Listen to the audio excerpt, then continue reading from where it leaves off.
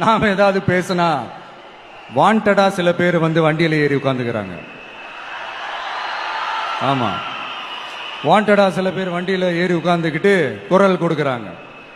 சீரியஸா ஒரு போட்டி நடந்துகிட்டு இருக்கும் போது இங்க காமெடிக்கெல்லாம் இடம் இல்லை பாஸ். இதெல்லாம் மக்களுக்கு தெளிவா தெரியும்.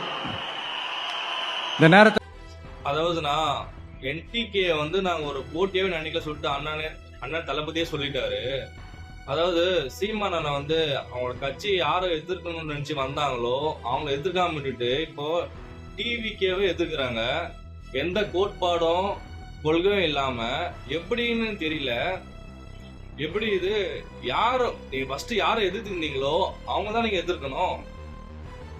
இவரும் அவங்கள எதிர்க்க வந்தா சொல்லிட்டு நீங்க அவங்கள விட்டுட்டு இவரை எதிர்க்கிறீங்களே, இது என்ன சார் நீங்க கட்சி நடத்துறது? உங்க தொண்டரையும் நீங்க உங்களோட இப்படிதான் நீங்க வழி நடத்துவீங்களா? இப்பவும் சொல்றேன், நான் உங்களை போட்டியும் நினைக்கவே. நாங்க எப்பவுமே டிவிக்கு மட்டும் தான் தமிழகம் மட்டும் வெற்றி கழகம் தான்.